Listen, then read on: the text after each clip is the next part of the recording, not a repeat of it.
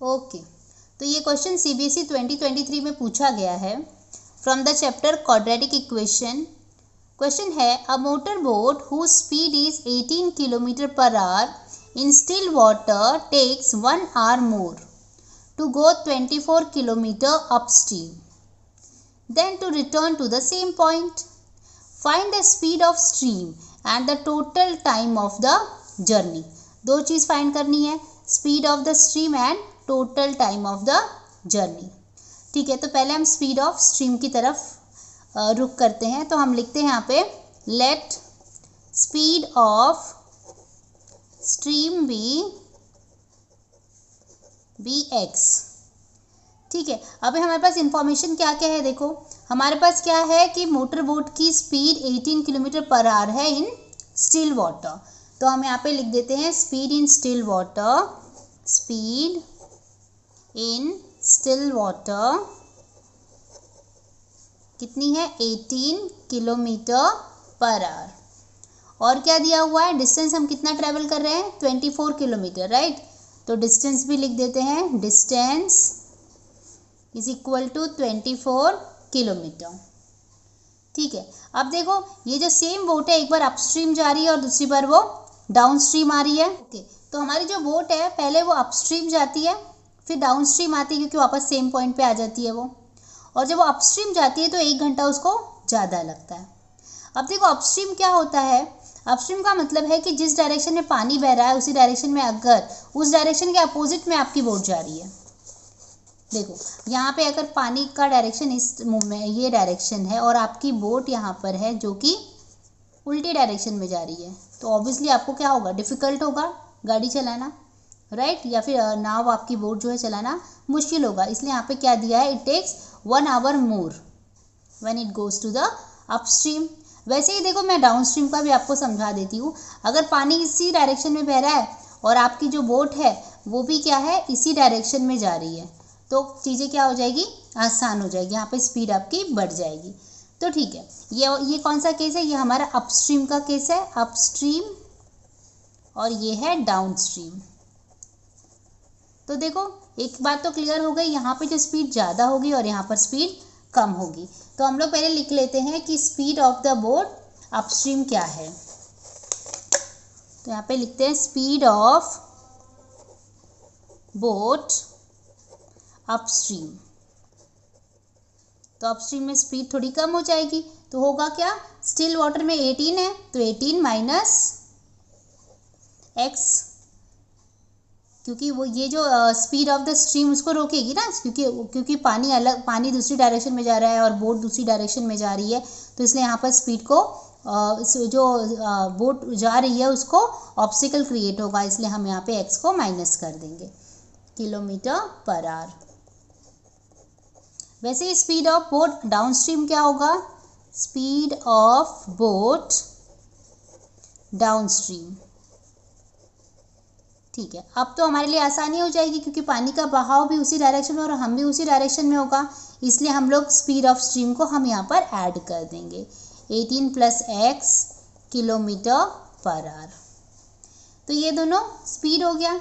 लेकिन देखो क्वेश्चन में हमें टाइम का बताया कि दोनों में डिफरेंस कितना आ रहा है, 1 hour का डिफरेंस आ रहा है। तो हम क्या कर लेते हैं, हम चेक कर लेते हैं कि ये दोनों ने कितना टाइम लगाया ट्रैवल करने में।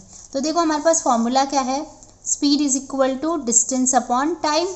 तो यहाँ से टाइम क्या मिलेगा, st is equal to d, और टाइम हमें मिल जाएगा d/s, राइट। तो हम क्या कर लेते हैं, हम लोग टाइम ऑफ अपस्ट्रीम भी निकाल लेते हैं और टाइम ऑफ डाउनस्ट्रीम भी निकाल लेते हैं। ठीक है, तो हम यहाँ पे लिख लेते हैं टाइम इन अपस्ट्रीम क्या होगा, time is distance upon speed.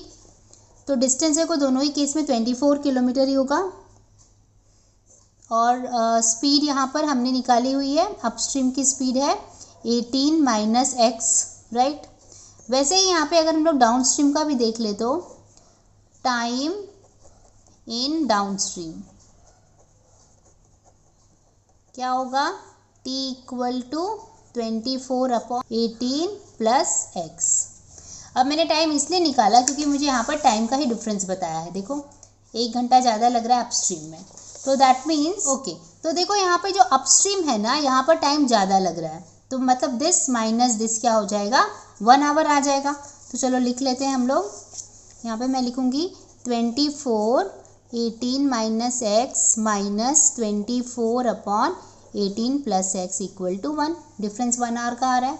बस अब हम इसको क्रॉस मल्टीप्लाई कर लेते हैं। ये हो जाएगा 24 18 plus x minus 24 18 minus x upon, यहाँ पे देखो ये आ जाएगा 18 माइनस एक्स और यहाँ पर आ जाएगा 18 प्लस एक्स इक्वल टू 1। अब देखो यहाँ पर भी 24 है, यहाँ भी 24 है, तो हम 24 को कॉमन ले लेते हैं। तो हम यहाँ पर लिख देंगे 24, यहाँ से 24 चला गया तो यहाँ पे हमें मिलेगा 18 प्लस एक्स एक ब्रैकेट में, और यहाँ से भी 24 चला गया तो 18 माइनस एक्स दूसरे ब्रैकेट में। और नीचे क्या होगा, देखो यहाँ पे a plus b a minus b वाला फॉर्मूला लग जाएगा, तो यहाँ पे 18 का स्क्वायर माइनस x का स्क्वायर हो जाएगा और 1 एज इट इज़। ठीक है, अब हम अंदर वाले ब्रैकेट को खोल लेंगे, तो ये 24 अंदर के ब्रैकेट को खोलेंगे तो 18 plus x minus 18 plus x. नीचे क्या होगा, 18 का स्क्वायर क्या होता है 324 minus x square equal to 1। अभी देखो यहाँ पे पॉजिटिव 18 और नेगेटिव 18 कट जाएगा, तो हमें क्या मिलेगा 24 और यहाँ पे 2x बच जाएंगे अंदर, और 324 minus x square equal to 1। ठीक है, यहाँ मल्टीप्लिकेशन होगा 24 इंटू 2 होगा, तो ये क्या हो जाएगा 48x upon 324 minus x square equal to 1। Right, अब हम क्या करेंगे, पूरी क्वांटिटी को हम यहाँ पर लेके जाएंगे, 1 से मल्टीप्लाई हो जाएगा, तो ये क्या हो जाएगा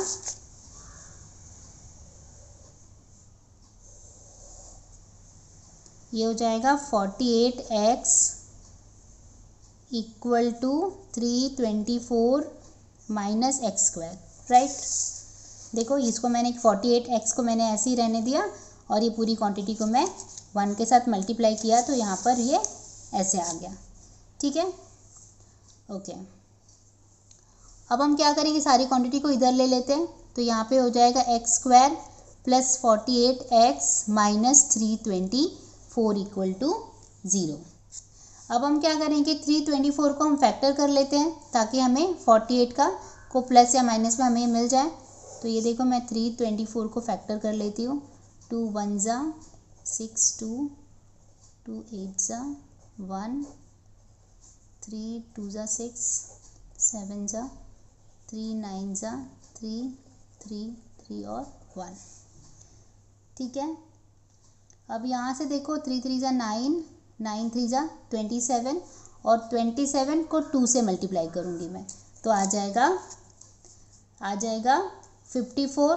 तो एक 54 मैं वापस बताती हूँ, 3 3 जा 9, 9 3 जा 27, और 27 2 जा किया मैंने तो मुझे 54 मिल गया, और यहाँ पे 3 2 जा 6 किया, तो नंबर 54 और 6 ले लिया मैंने, क्योंकि 54 में से 6 जाएगा तो 48 आ जाएगा।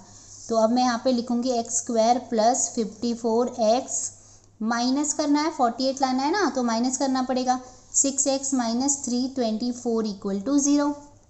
ठीक है, अब यहाँ पर देखो x कॉमन हो जाएगा, तो x मैंने बाहर निकाल लिया, x प्लस 54, और यहाँ पर क्या कॉमन है 6 कॉमन हो जाएगा, और x प्लस 54 आप चेक कर सकते हैं, 54 को मैं 6 से मल्टीप्लाई करूँगी तो 324 आ जाएगा। ठीक है, ओके, दोनों ब्रैकेट में सेम है, मतलब हम सही जा रहे हैं। तो यहाँ पे आ जाएगा x माइनस 6 और यहाँ पे आ जाएगा x प्लस 54। ओके, तो यहाँ से x मिला हमें 6 और यहाँ से x मिल गया माइनस 54। अब देखो स्पीड नेगेटिव तो हो नहीं सकती, तो x equal to minus 54 can not be taken, तो हम लेंगे therefore x is equal to 6 is a answer. तो हम यहाँ से क्या हमें क्या मिल गया, speed of stream, therefore speed of stream equal to 6 kilometre per hour. Right, पर हमें एक और क्वेश्चन पूछा है इसमें, देखो क्या पूछा है, total time of the journey. अब देखो total time of the journey कैसे होगी, एक बार अपस्ट्रीम गया तो कुछ टाइम लगा होगा, फिर डाउन स्ट्रीम गया तो फिर भी कुछ टाइम लगा होगा, तो टोटल टाइम हमें कैसे मिलेगा, अपस्ट्रीम का टाइम और डाउन स्ट्रीम का टाइम दोनों को हम ऐड करेंगे। तो हमने देखो यहाँ पे हमने अपस्ट्रीम का टाइम निकाला हुआ है। अपस्ट्रीम का टाइम हमारा 24/18 - x है। तो हमने यहाँ पे लिखते हैं अपस्ट्रीम और यहाँ पे हम लिखते हैं डाउन स्ट्रीम। ठीक है, अपस्ट्रीम का हमने कितना निकाला था 24 तो टी ऑफ द 24/18 - x, तो मैं लिख देती हूँ 24/18 - x। और डाउन स्ट्रीम का हमने कितना निकाला था 24/18 + x, राइट। तो मैं वो भी लिख देती हूँ 24/18 + x। दोनों को सॉल्व कर लेते हैं। तो यहाँ पे क्या हो जाएगा 24/18 - x का वैल्यू 6 आ गया है, तो ये क्या हो जाएगा 24/12 हो जाएगा। तो मतलब इधर 2 घंटे लग गए, 12 आवर्स। यहाँ पे कितना लगेगा 24/18 + 6, मतलब यहाँ पे आ जाएगा 24/24, तो यहाँ पे आ जाएगा 1। तो देखो यहाँ पे 2 घंटा लग रहा है, यहाँ पे 1 घंटा लग रहा है। Therefore total time is equal to 2 + 1 = 3 hours. Okay, तो आई होप आपको समझ में आया है। कुछ डाउट हो तो मुझे ज़रूर कमेंट करें। Thank you for watching.